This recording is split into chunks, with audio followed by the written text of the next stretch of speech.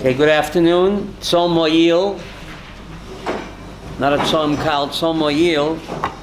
Meaningful fast. What is the purpose of a fast? Why do we have to fast? Why can't you do tshuva without fasting? So according to the Zohar, the reason tshuva is tied up with fasting, the purpose of today's fast is to do tshuva, not to go on a diet.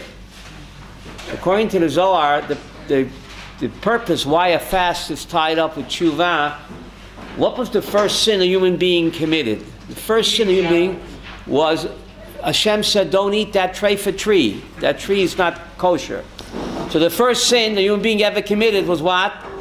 Eating when God said don't eat. So that's the granddaddy of all sin. So according to the Zohar, if Adam and Chava would have refrained from eating that treifa tree, no human being would ever do any other sin. So if you want to be metakein, do tshuva, you got to go back to the original sin, which was eating when Hashem said what? Don't eat. All the sin is an outgrowth of that. So we're going back to the future. The fast is called, Zechariah calls the fast Tzom HaRevi, the fast of the 4th month. And Tisha B'Av is Tzom HaChamishi, the fast of the 5th month. Today is the 4th month, not what's the 4th month? Not April. Tammuz. And what's the 5th month? Not May. Av. So why does the Navi call it Tzom?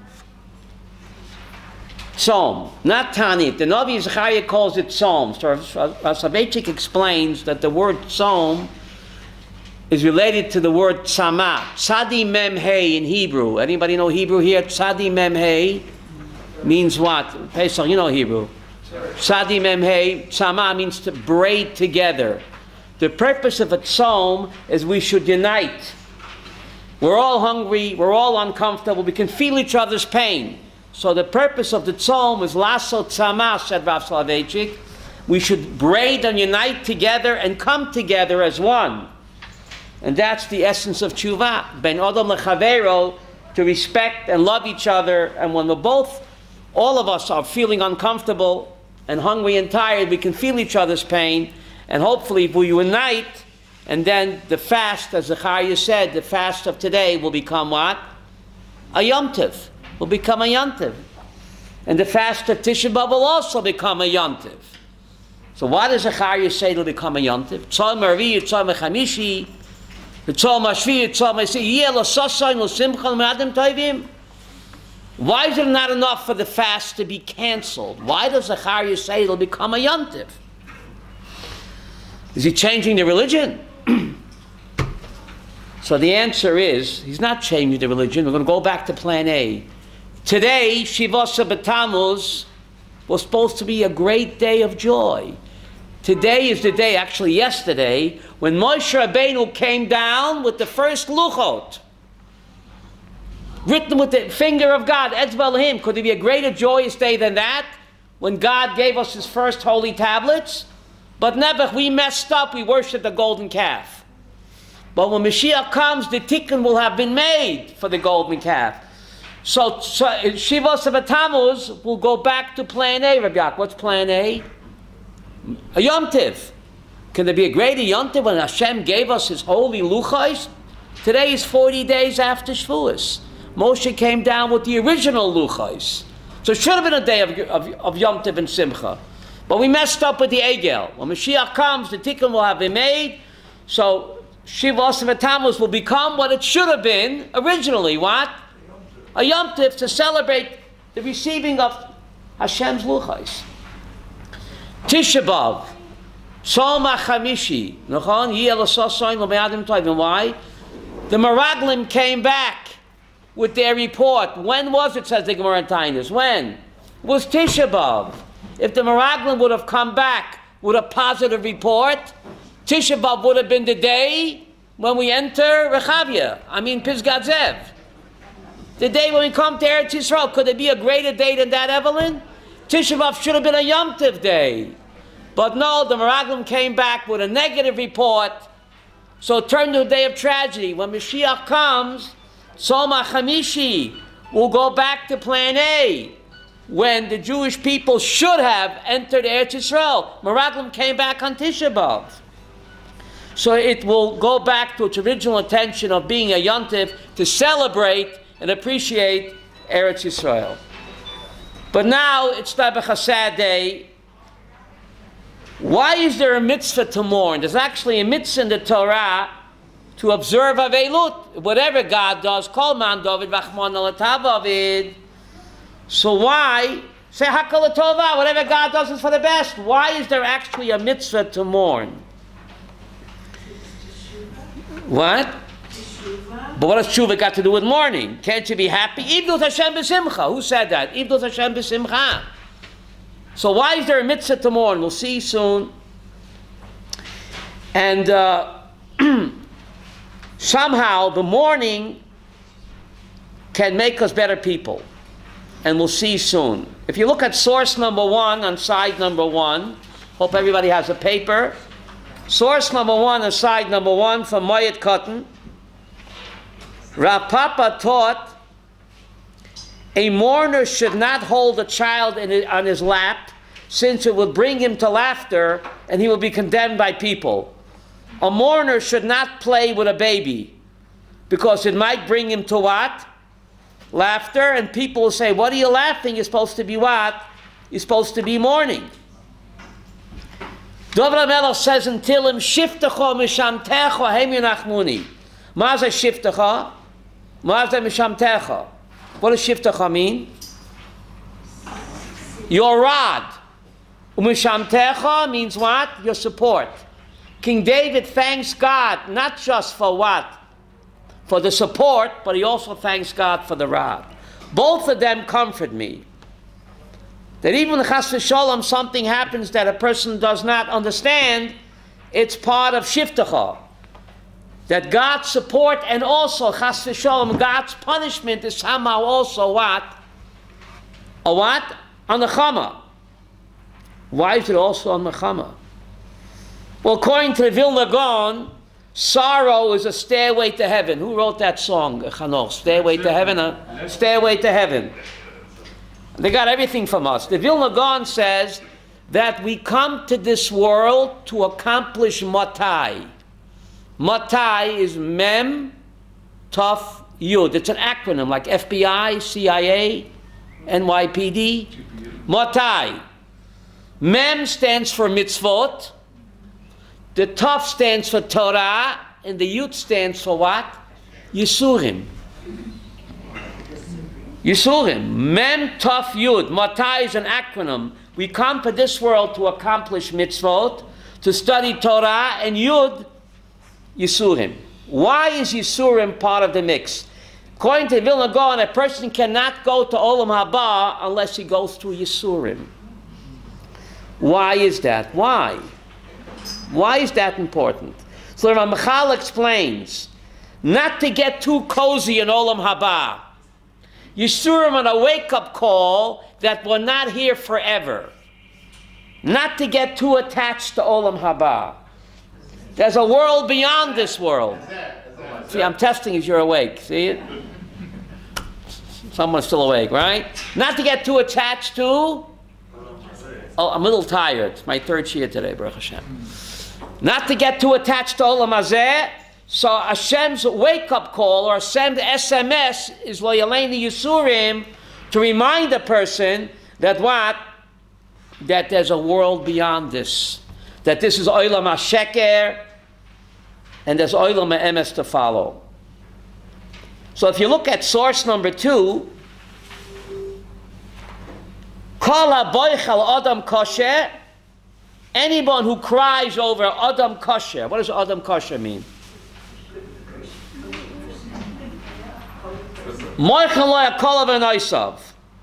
Then what?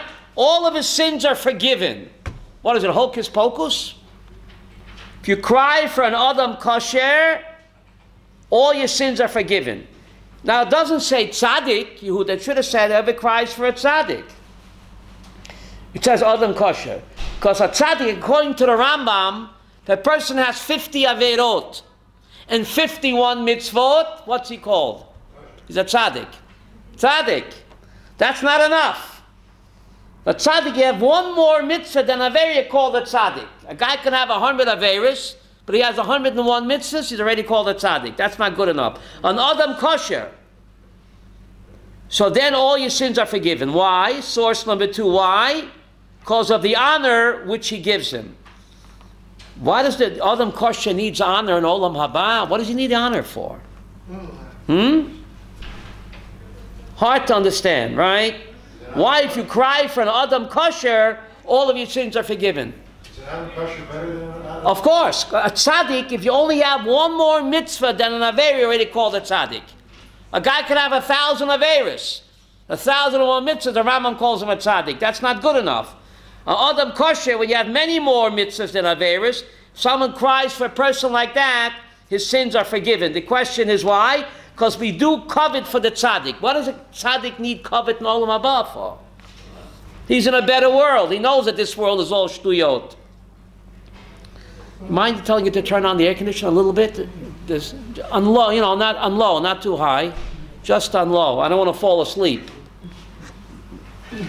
So if you look at source, Rav Shimon ben Pazi said, Rav Shimon ben Pazi, source number 2, Kala moirit al Adam kosher,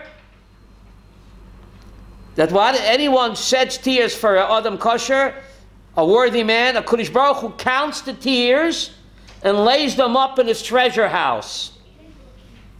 For it is said, as a pasuk in Tehillim, you count my grievings, you put my tears in your bottle.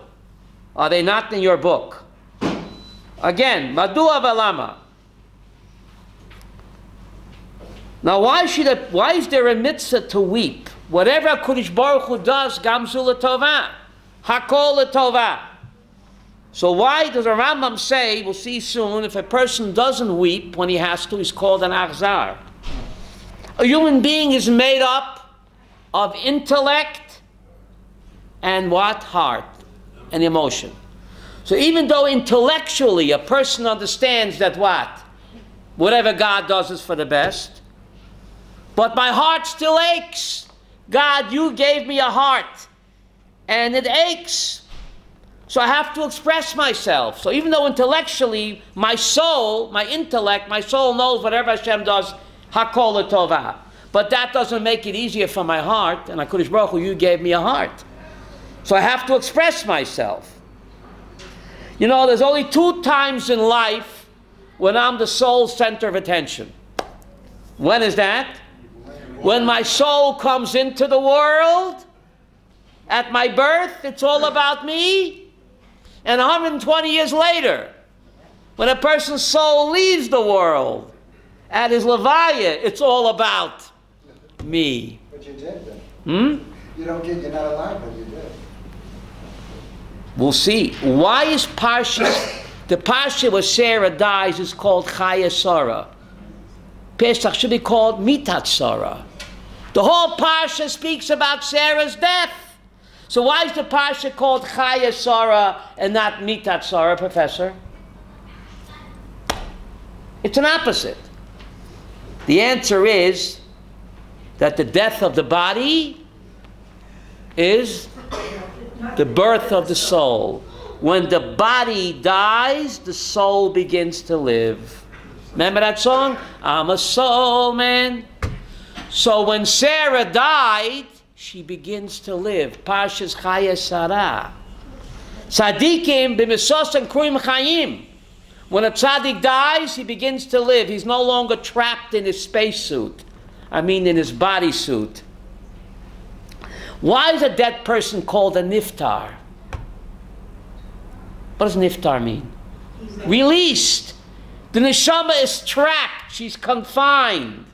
After 120, she's free. The word niftar in modern Hebrew and in Aramaic Hebrew, niftar means a person that's dead, but it means the neshama is released. She's no longer confined, trapped in her bodysuit.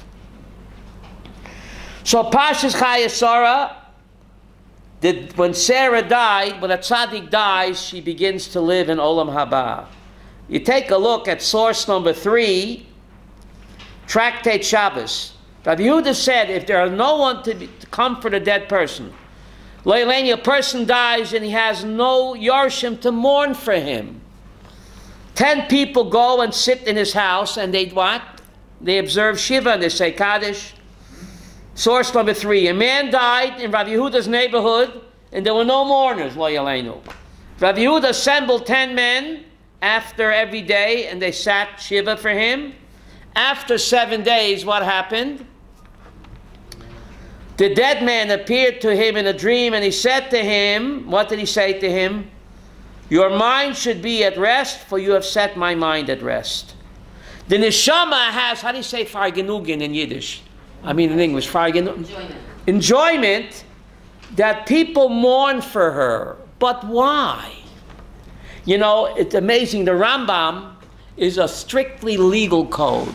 Only once in the entire Yada Chazaka does he get Kabbalistic. The Rambam knew Kabbalah, but Sefer Yada Chazaka, the Mishnah Torah is all halacha. Once he gets Kabbalistic. Hilchos Nicham Avelim.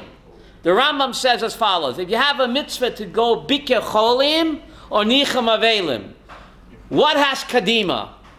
So the Rambam says Nicham Avelim. Why? Because you do Biker Cholim, you're doing a chesed for one person. He says, when you do Nicham Avelim, Yehuda, it's a twofer. You're doing a chesed for the living relative, and you're doing a chesed for what? For the deceased neshama. That's what the Rambam says. So Nicham Avelim trumps Biker Cholim, it's a twofer. You're doing a chesed for the relative, visiting him, and it's a chesed for the niftar, that you're visiting his relatives. He gets nachas that people are coming to his house to visit his relatives. The question is why? Why should the neshama care? That's the question. So if you go on in source number 3, Rabbi Avua said, the dead man knows all that is said in his presence until when? Stumasmat. Sheyistam hagolel. What does that mean? Until the top stone closes the grave. The dead is aware of everything until they close up the grave. Rabbi Chia and Rav Shimon, remember said this, one maintains until the top stone closes the grave, while the other says until what? The body rots away. He who says until the body rots away, there's a pasuk in Job, but his flesh upon him has pain and his soul within him mourns. He who says until the top stone closes, because it is written, and what does Hashem say to, what's a pasuk in Koheles? The Yoshev ha'ofer la'oretz keshahaya. Right? And the dust returns to earth as was, and the spirit returns to God. The greatest chesed you can do for a person that dies is to bury him immediately. Because Koheles says that only when the body is put in the ground, only then can the neshama what? Return to God who gave her. So the greatest chesed you can do for a person is to bury him immediately, because Koheles says only when the body is put in the ground, only again can the ruach, what is the ruach? The neshama return to God who gave her. So why? If you look at side number 2, side number 2, when Rav died, Gemara and Shabbos, when Rav died, his disciples followed his coffin. When they returned, they said, let us go and eat a meal by the river. After they'd eaten, they sat and discussed the question. When we learned reclining, they forgot halacha about Birchat HaMazon. You hear this? And they didn't remember the halacha. They couldn't find an answer. So one of the Talmidim, Rabbah, rose and turned his torn garment in front to the back and made another tear. They said, Rav is dead, and we don't even know the halacha of benching. You don't appreciate a person until what?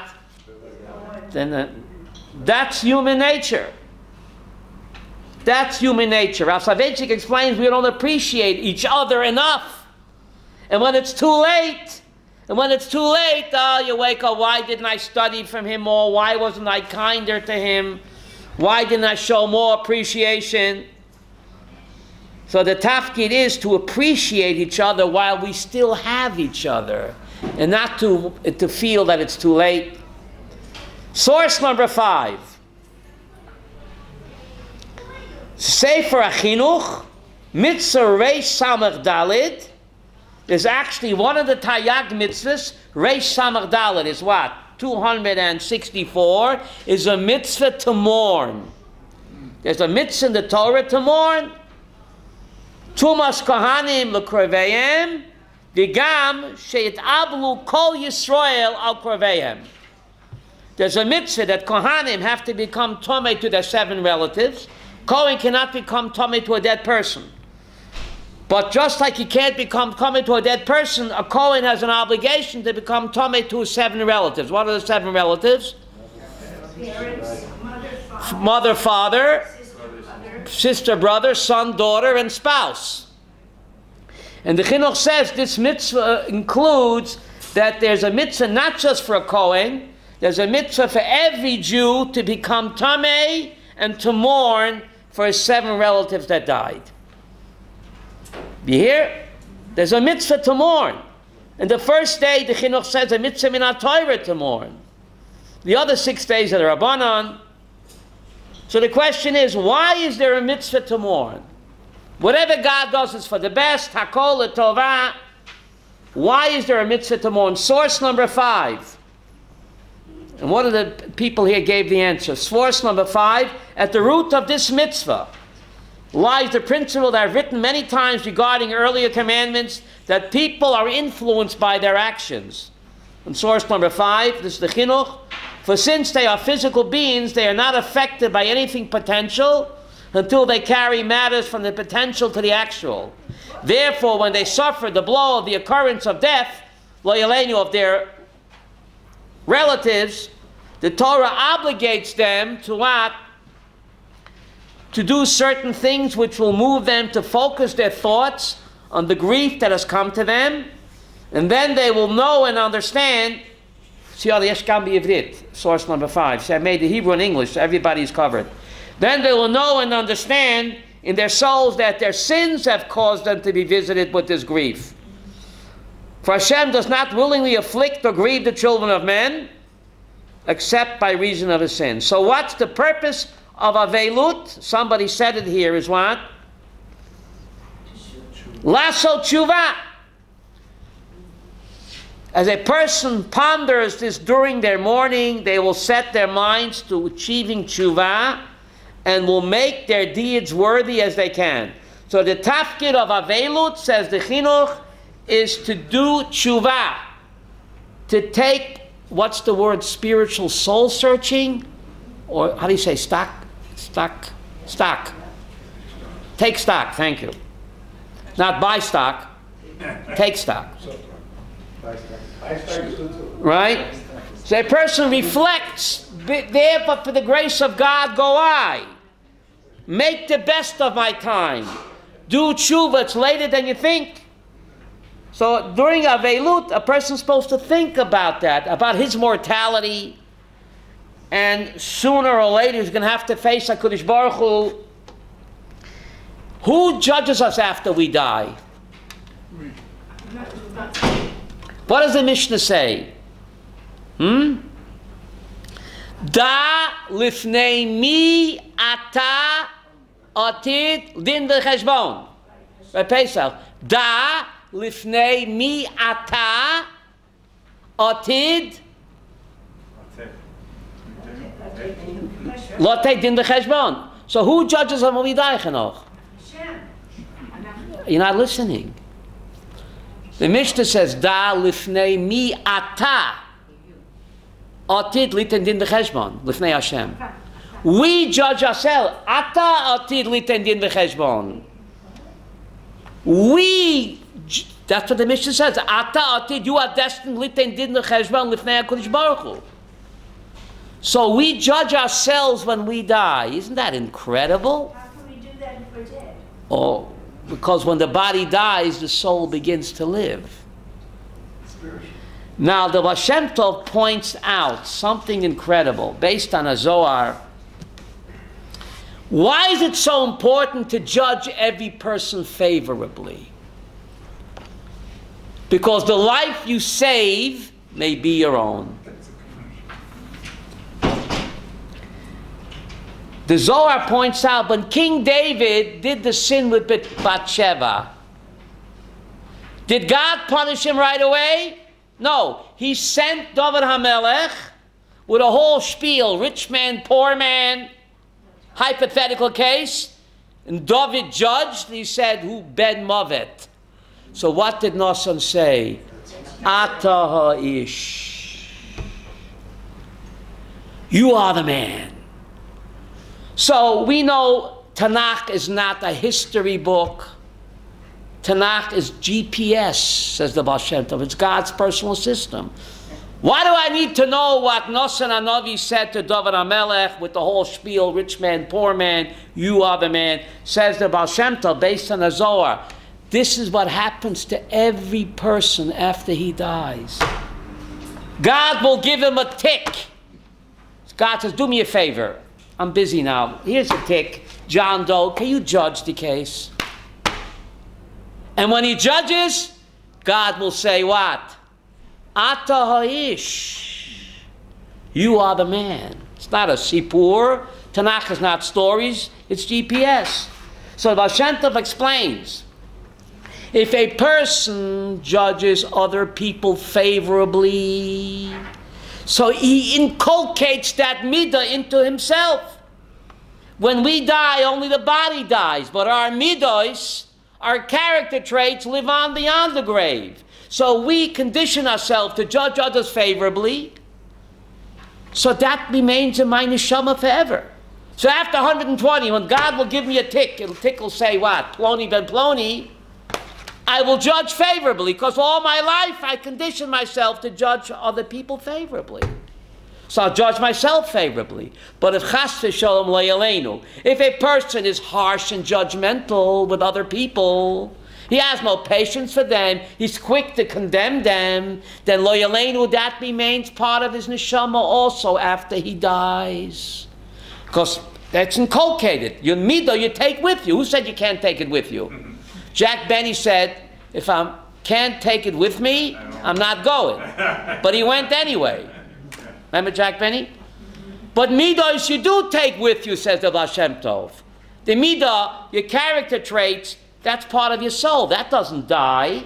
That remains in your mind and your soul. If a person was harsh and judgmental with others, then lo yaleinu, that's the way he'll judge himself. So therefore it's so important to condition ourselves, have they done ka'adam b'kaf zchut, because the life you save will be what? Your own. Hope the bureaucracy was better up there than So judge others favorably, and you'll judge yourself favorably. So that's the tafkid of Avelut, to make cheshbon hanefesh. Now the Rambam, we're finished with the sheets now it's my turn. The Rambam in Hilchas Avel says, Al yitkasha odav al meito yota midai. A person should not take the death of a beloved relative too hard. Shenema, there's a pasuk in Yirmiyahu, al tifki lemet. Don't cry too much for a dead person. Yota midai. What does that mean, yota midai? Shezehu minak shel olam, says Rambam. This is the way of the world. V'ameiter atzmo yota mimanhigo shel olam. If someone is mitzayer himself, he's overcome with grief for a relative, havezeh tipush. Tippish. How do you say tippish? Foolish. Tippish. Doesn't say it's forbidden, it's a tippish. Tidbits. Not tidbits, I said tippish. He's foolish. Because that's the way of the world. Now, the topic of Avelus and death is not such a popular topic. You know, but today, Shivos Tammuz, I figured now is a time to talk about it. It's not pleasant, but it's necessary. Why the Torah obligates us to be an Avel Lo Yaleinu when we have to, and to cry. And the Rambam says that you shouldn't mourn too much. Says someone who fails to mourn kahalacha, achzar. How do you say that in English? Mala, achzar. Cruel. Why is he cruel? Whatever God does is for the best. The Rambam calls him cruel.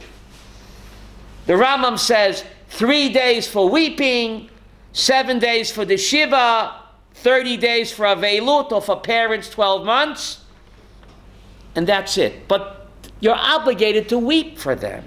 Why are we weeping? We missed the niftar, we're lonely, but that's self-centered. I feel bad for myself. Is that what the Torah wants? We quoted the Gemara Shabbos before, on source number 2, I think.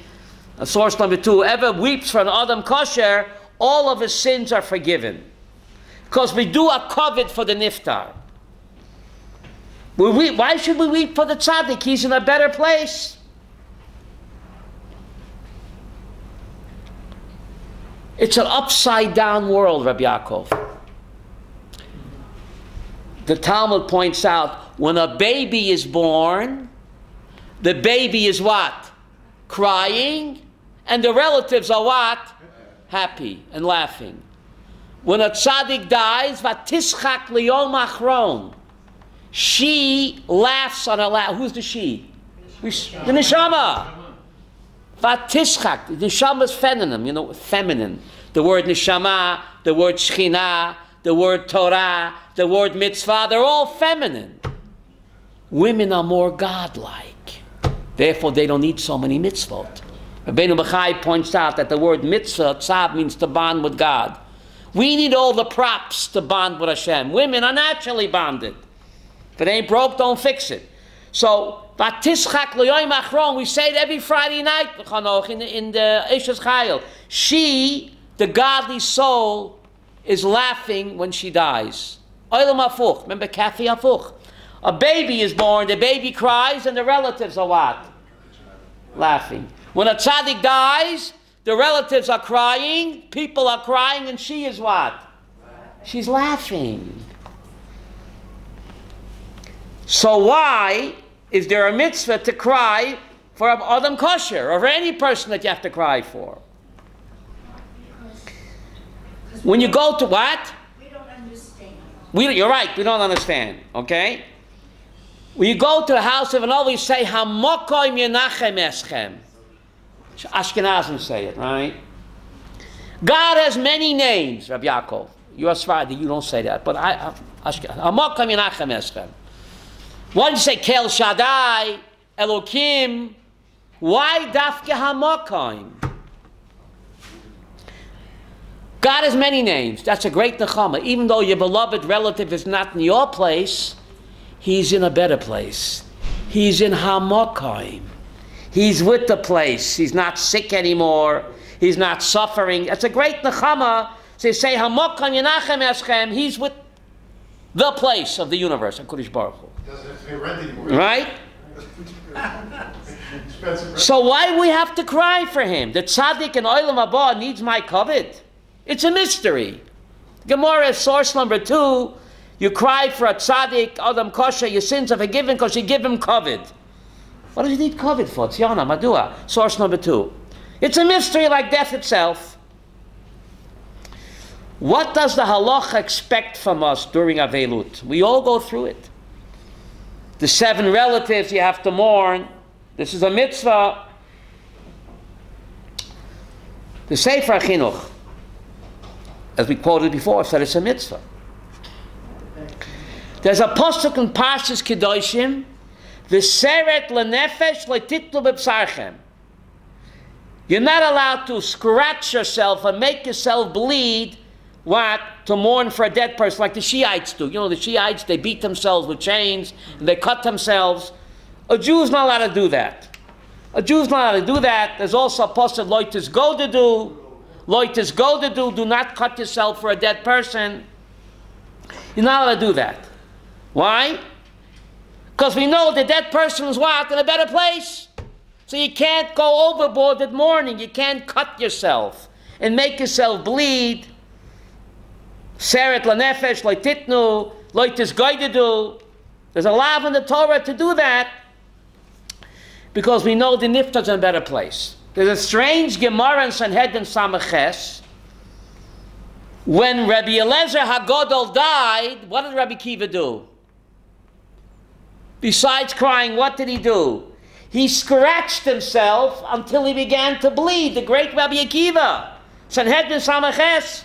So Tosfos asked the question, bigger Rebbe than Rabbi Akiva.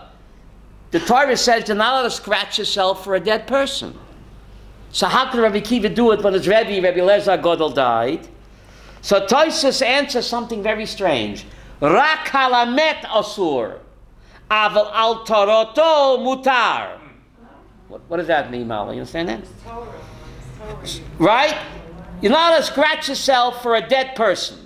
Rabbi Akiva wasn't scratching himself for a dead person. He's scratching himself. He won't be able to learn Torah from his Rebbe anymore. But that's mutar. For the Torah law, so you're not scratching yourself and crying for the dead person. He's in a better place. But you miss him. You miss his Torah. You miss his chesed. That's why you have to mourn. I have no one to learn from anymore. Who's going to be my role model?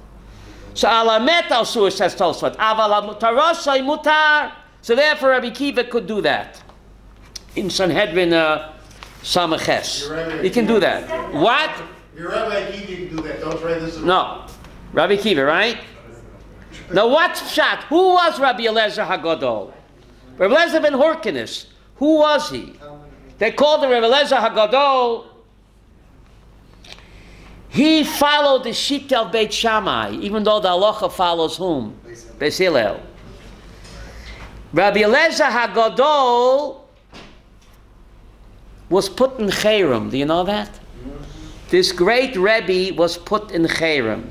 Because of the story there, the Tanur in Masechta Bava Metzia, page 59, he ruled against the rabbis, right? And he said, if I'm right, may God in heaven what? Say that I'm right. The Baskol came out and said, why do you argue with my son Eliezer? Eliezer like him. So Yeshua got up and said, excuse me, God. Loi b'shamayim he. Ilana, the rabbis outvoted God. But Metzia 59. Loi b'shamayim he. God, you don't decide the halacha now. We decide. So for getting God involved in a halachic dispute, the other rabbis put Rabbi Eliezer Hagadol in Cherem. They put him in Cherem. You hear that? Pretty incredible. Now, according to Kabbalah, Rabbeinu Bechai says that the 10 martyrs of Rabbi Akiva's colleagues were a reincarnation of what? Of the 10 brothers that sold Yosef HaTzadik. 10 times in Pashas Miketz, they're not called the Bnei Yaakov, they're not called the Achei Yosef, they're called 10 times, you can count, Ho'anoshim, with a Hey Yediyah.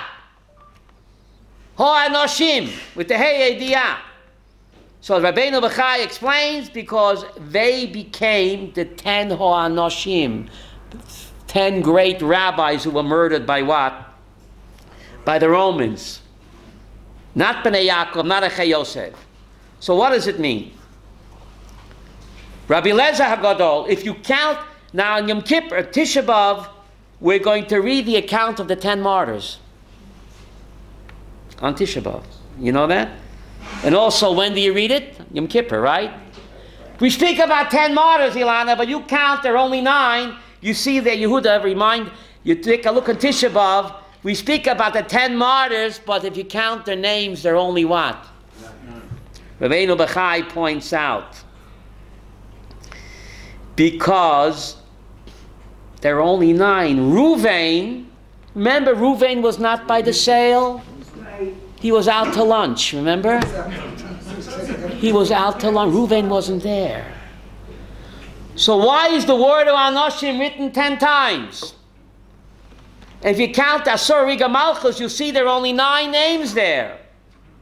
So the Gemara of Avodah Zarah explains, as Rabbi Eliezer Hagadol was being taken out to be killed. You hear this? The judge said to him, you old fool, what are you keeping to this religion? You're an old man. You want me to spare your life? Beg for mercy. He said, Nemon Olai Hadayan. Gemara of Avodah Zarah. Rabbi Eliezer Hagadol has been taken to be murdered. He tells the Roman governor, Nemon Olai Hadayan. So Eliezer Gadol meant Ne'eman Alai Hadayan. But the Roman governor thought that what? He's flattering him. He said, clemency. Yiddish Pesach, clemency. Ne'eman Alai Hadayan. The Roman judge said that he meant him. Flattery will get you everywhere. So Reb Eliezer HaGadol was not executed. He was the Gilgul, said Rabbeinu Bechai, of Ruvain. Because Ruvain was not in the sale. So therefore, in the 10 martyrs, only 9 were murdered. The Gilgul of Ruvain, Reb Eliezer HaGadol, he was spared at the last minute. He saved Yosef. So Reb Eliezer HaGadol was the Gilgul of what? Ruvain, so he wasn't killed. Ruvain saved Yosef, right? Right? But Reb Eliezer HaGadol, what was his punishment? He was put in the cherem. Mida keneged Mida. Why didn't Ruvain tell the father the truth? Rabbi Abramson. Because he accepted the cherem. The brother said, put you in cherem, you can't say. So he let his father suffer for 22 years. Cherem. So God said, cherem, shmerim. So you're going to come back as Reb Eliezer HaGadol, and you will die in cherem. You understand? I can't tell my father the truth. I accepted the cherem. Let his father suffer for 22 years. He comes back as whom? Reb Eliezer HaGadol, and he dies in cherem. There's an amazing pasuk in Pasha Zois HaBracha. Yechi Ruvain v'al yamot. When Moshe Rabbeinu said this pasuk, Ruvain was already dead for 240 years. So what does Moshe Rabbeinu mispal in Zois HaBracha? Yechi Ruvain v'al yamot. May Ruvain live and not die. When he said this, Ruvain was dead for 240 years.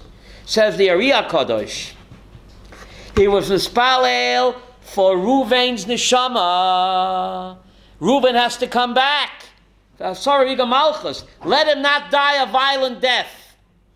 Because he's the Gilgul of what? Of Eliezer HaGadol. Yechi Reuven v'al yamot. May Reuven live and not come back as Yasar Riga Malchus, as Rabbi Eliezer HaGadol, and die a violent death. Like the other Shvatim, who were Gilgulim of the 10 martyrs, who did die a violent death. But Eliezer HaGadol, the Gilgul of Ruvain, didn't die a violent death, as Moshe Rabbeinu was mispalel for him, according to the Ari. But he died in cherem, Mida keneged Mida. Mida keneged Mida. So we're learning now that when you mourn for a relative or a chacham, we are mourning not for him, we are mourning that we have no longer an opportunity to what? To learn from him.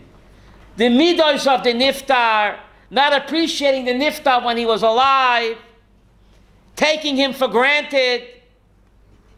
We cry for his malot, his midos toivos that are now gone. The key is the study of the midos of the niftar. So during a shiva, we have to go over the midos of the niftar, the midos toivos, to learn and to appreciate the malos of this person. We're not crying for him. He's in a better place. We are crying for ourselves. We can no longer learn from him and why we weren't nicer to him when we had the chance. The halachas in death is 3. There's the Shiva, there's the Hesped, and number 3, Rabbi Yaakov, there's Yerusha. Should I repeat that? If you look in the laws of Avelut, Shulchan Aruch brings 3. Shiva, Hesped, and Yerusha. Why? What's the connection between the Shiva, the Hesped, and Yerusha? Why? During the Shiva, you have to talk only about the niftar. People come and speak about shtuyot.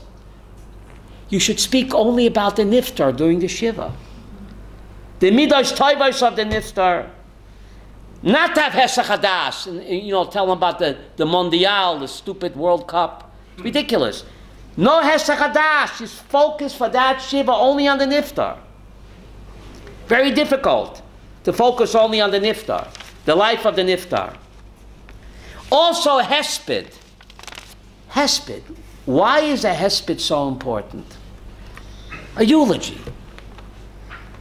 The Rav Sprecher died, he left a tzavah not to be maspid him. But the Chassam Sofer, his son-in-law, said, forget about it. I don't care what my father-in-law said. I'm going to be maspid him anyway. It's not his covet, it's covet HaTorah. Even though Rav Sprecher left a tzavah, like Rav Pam, my Rebbe Zatzal left a tzavah not to be maspid him, but covet HaTorah, maspid him anyway. So Rav Sprecher asked, why do we see some tzaddikim, they leave a tzavah, they don't want a hesped? Why? If you look in the Gemara, look in Gemara, Shabbos Kuf Nun Gimel, the great Rav and Shmuel, the great Rav, said to his Talmidim, you better say a good hesped for me, don't shortchange me, I'll be there, listening to you. Shabbos, Ilana, Kuf Nun Gimel, the great Rav Tano Polig. He's told us to be careful. Don't shortchange me. I want a super duper hesped. I'll be there. I'll be listening. You better make it good. This is Rav. Molly, understand this? Don't go away. You'll get the punchline. In Moyed Cotton Daf Chof Hey, Rav Ashi, who wrote the Talmud Bavli? Rav Ashi asked his Talmidim, what will you say at my hesped? You guys better say something good. So Rav Ashi telling his Talmidim, Yehuda, make it good. We're talking about superstar giants of, what did they need this for? What's the message? Isn't that Greifer? Oh, don't steal my thunder.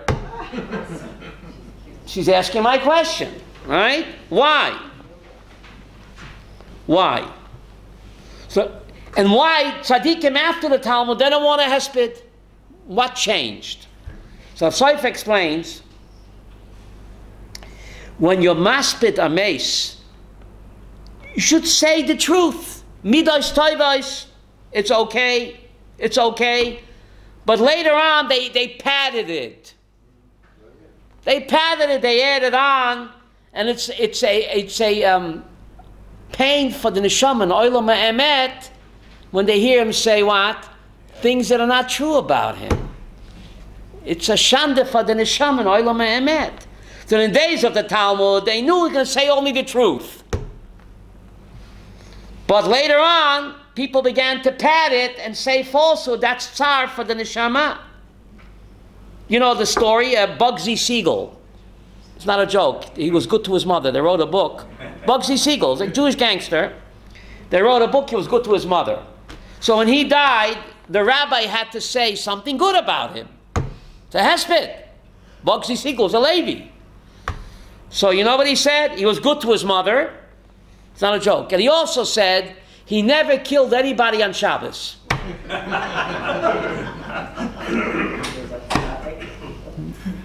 The mafia would not call him until after Havdalah. And he kept Rabbeinu Tam's man. Wow. So that's something, right? It's something, right, Yehuda? You only called him after Havdalah, after Rabbeinu Tam's man. Right? He built Las Vegas. Right, So why is it important that these Chacham in the Talmud wanted to what? A good hesped. Not for their covet. For what? Tell me. The Midas Toivos, the Talmidim should learn. They couldn't care less. Even when they're dead, they're teaching. A teacher, a Rebbe, never stops teaching, even when he's dead. From his hesped, to emulate him. His midos and masim tovim. It's not for him, it's for his talmidim. That's what they wanted. That's what they wanted. That's important. You know, the Mishnah says, Da mala mala mimcha. Know what's above you. Chaim Volozhin punctuated differently. Da mala mala mimcha. If you want to know what's going on lamala, mimcha. The Bezin Shalmala will wait with the din to hear what people say about the nifter down here. Should I repeat that? Chaim Volozhin. Da mala mala. How do you say psik in English? Mimcha. You want to know what the Bezin Shalmala is saying? Mimcha. What are people saying about the nifter down here? Then the Bezin Shalmala will decide. Has to be the truth, though. It's a Mishnah Avos Peri Gimel. Kol sheruach habriyos noiche hemenu, ruach hamakom noiche hemenu. How do you say that mal in English? Glad you came.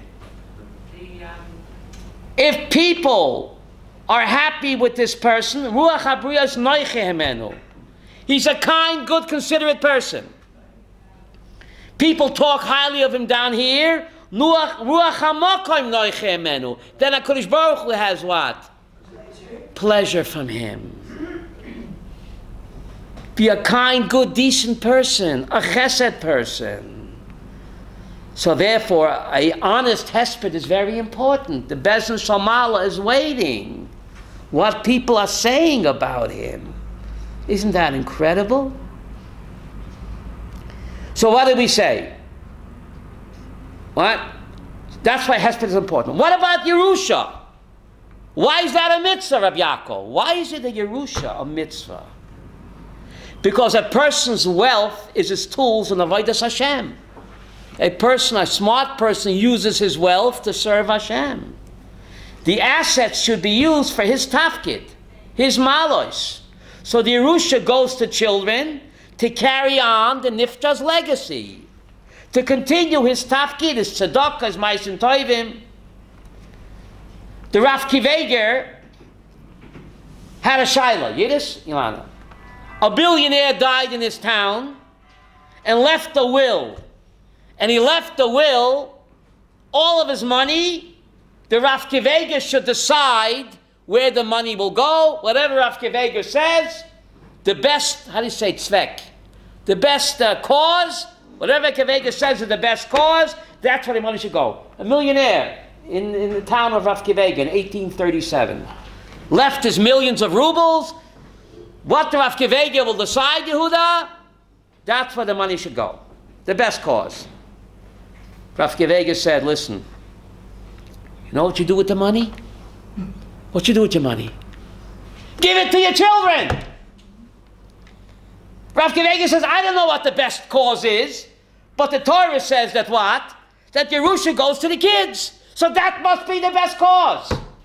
Rav Kiveger, Rabbi Abelson.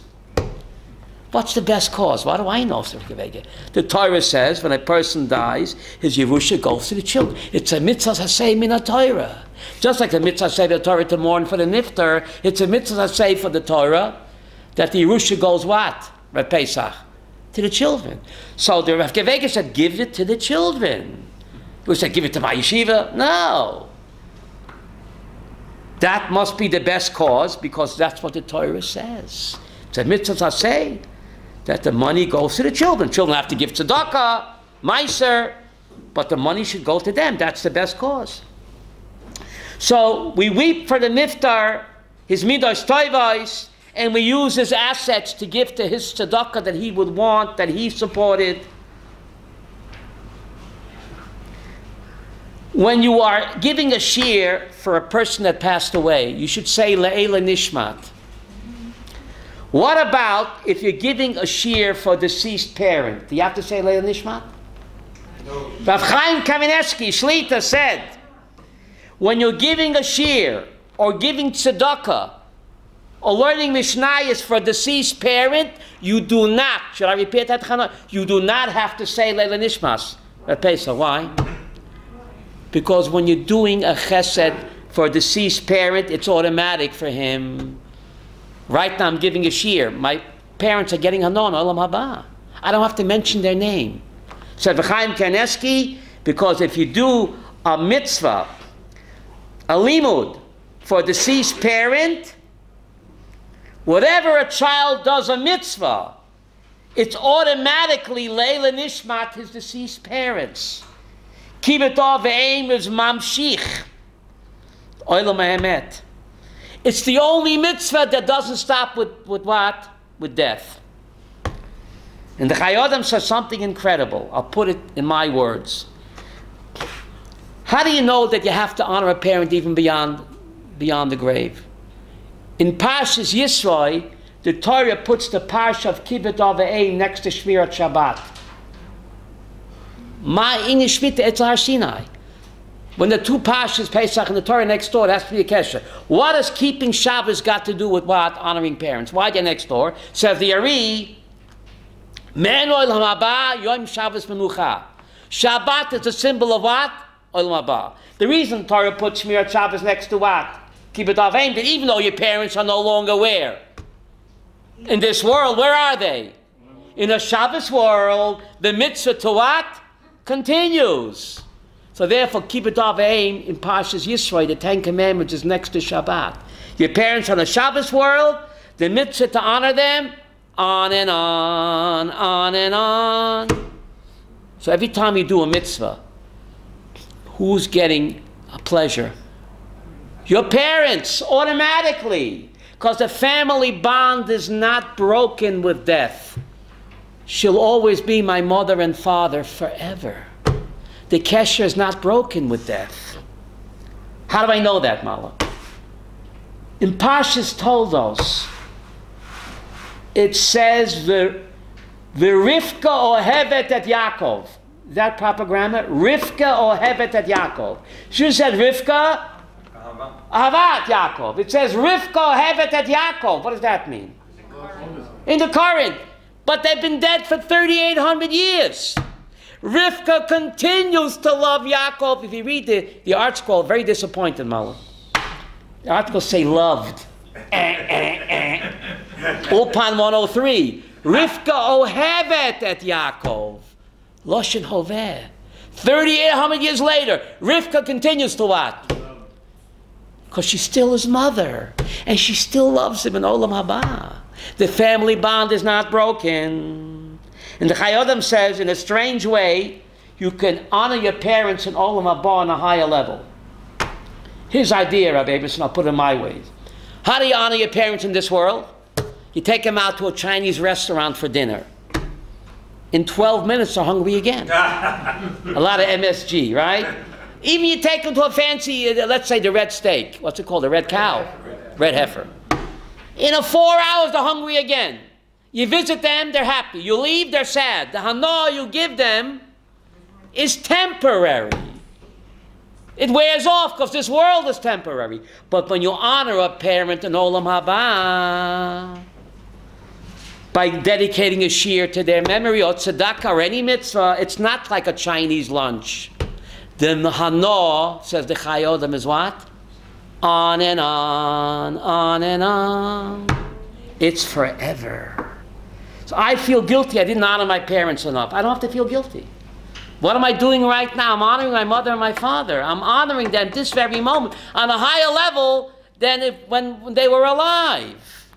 So you have to know that, says the Chayyim. Because mitzvah is trichas kavana.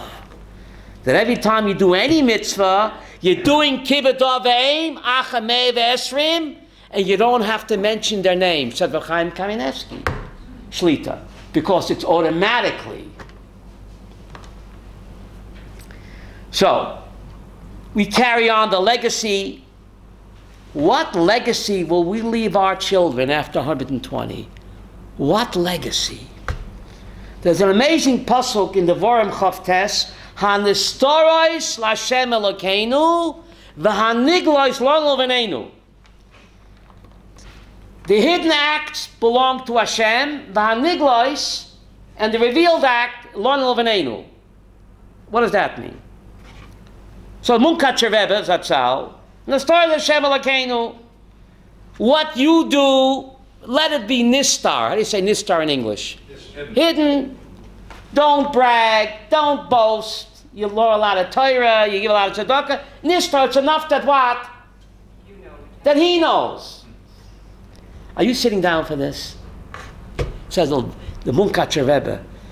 V'haniglois lanu v'neinu. You're not supposed to brag. You're not supposed to boast. But lonu v'neinu, there are dots on top of lonu v'neinu. Remember the dots? Says the Munkatcher. You shouldn't brag, you shouldn't boast to other people, but you do chesed and Torah. That's between you and God. But lonu v'neinu, but to our children it should be niglois. Your children should know what you're doing. That's not bragging and boasting. Other people don't reveal what you're doing. It's enough that he knows. But haniglois lanu v'neinu, but you should reveal your chesed l'v'neinu. That's why there are dots there, the Munkatcher. To our children, they have to know what kind of al chesed I am, what kind of Torah scholar I am. You don't show off your chesed, your mitzvahs to other people, says the Munkatcher. But for your children, you should brag and boast. Why? Let them see who you are. It should remain l'v'neinu ad olam. They should continue my legacy, our good and holy work.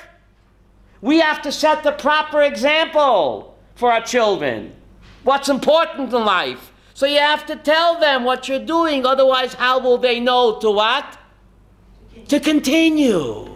Yeah, Munkatcher Rebbe. That's why the dots on the word l'v'neinu.